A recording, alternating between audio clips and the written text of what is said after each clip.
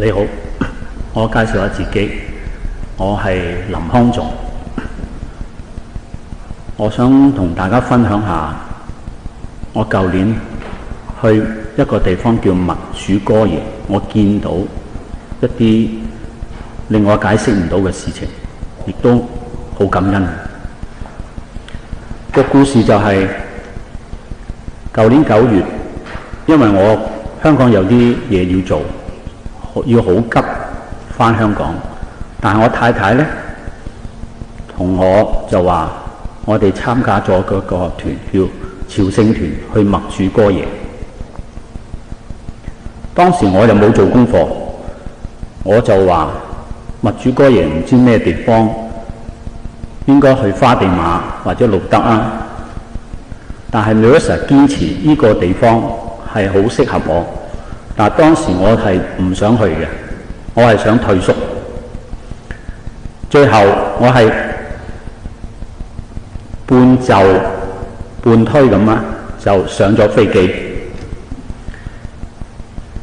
一落咗機，坐3個鐘頭車去一個地方叫默主哥耶。我仲未知道呢個地方係乜嘢嚟。喺個時候就發生咗一啲解釋唔到嘅嘢。首先有2位教友係唔識嘅，突然之間嗰晚跟我哋落車去食宵夜，跟住無端端講起你嚟到默主哥耶係被邀請嘅。當時我唔信，咩叫被邀請呢？如果俾錢咪可以嚟到咯。佢話你要 humble， 佢係用英文同我講，要謙虛。我仲未明白。當第3日，我哋喺一個廣場，有一個男人同埋一個女人揾位。喺嗰個時候，我覺得呢個男人同女人呢係一個遊客，唔係一個教徒。可能我以貌取人啦，我就同我太太Melissa講，呢個人唔係教友，嘥時間。Melissa就同我講，千祈唔好咁講，唔好以貌取人。第2日就發生咗一件令我難以置信嘅嘢。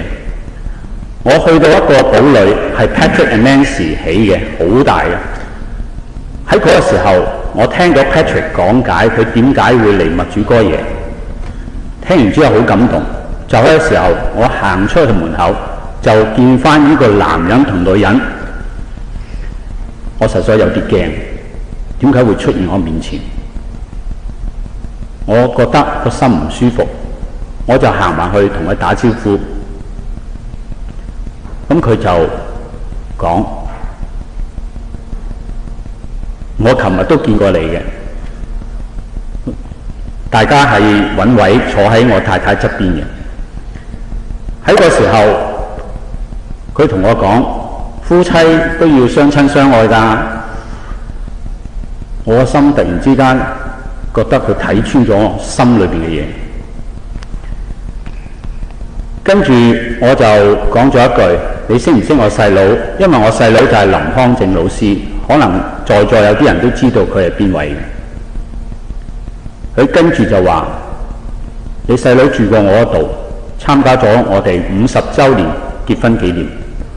當時嘅情況就係咁樣。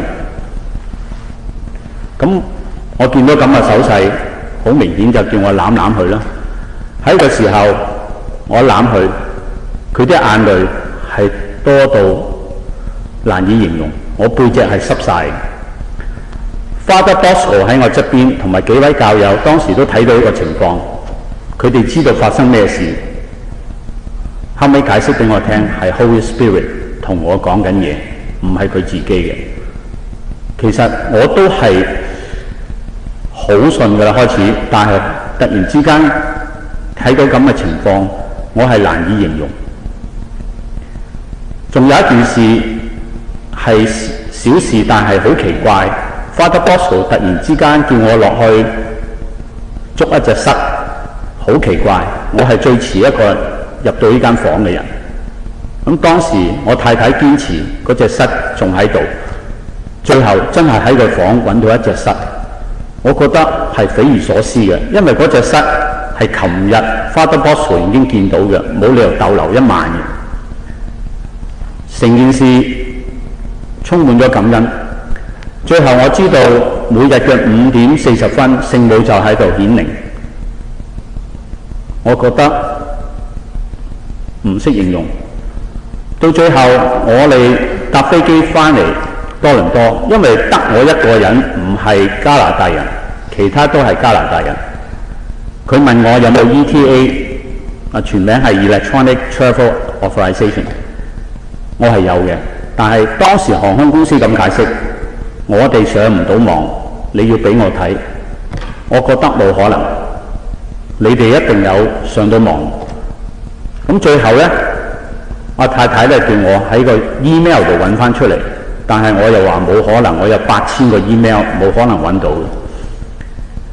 我就拎嗰個電話俾個航空公司職員，俾佢上網，因為我上到網，但係佢竟然喺個時候話俾我聽，都係上唔到網。我開始驚，因為如果上唔到網，睇唔到有 ETA， 我係搭唔到機翻嚟多倫多。喺個時候 Melissa 就再同我講多一次，你上去揾下你嘅 email， 抄下有冇 ETA。當我打入 ETA 個字呢，真係揾到。我一俾佢睇，佢直情睇都唔睇就叫我上機。咁我入到候機室，我覺得好好彩。最震驚嘅係咩呢？原來有2位教友企我後邊排緊隊。佢當知道我冇 ETA 呢，係開始同我念玫瑰經。佢話念到一半，你已經揾到啦。當時我覺得玫瑰經真係有用。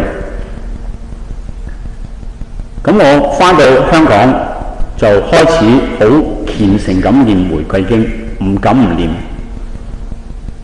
喺12月25日，我哋嘅下一 part， 我突然之間換咗一張機票翻嚟多倫多。25號大家都知係聖誕節，係冇可能換到機票嘅，但係我突然之間換咗張機票。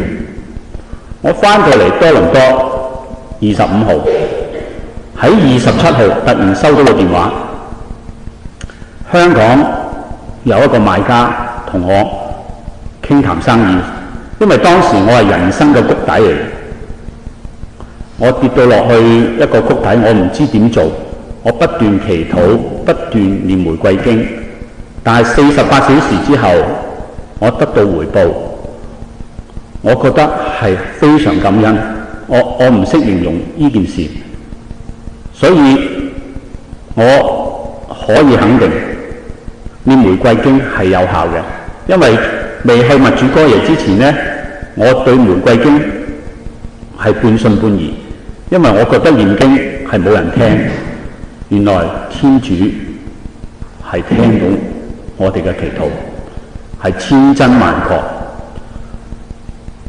我細佬林康正係一個有 calling 嘅人，可能大家在座都識佢，林康正老師。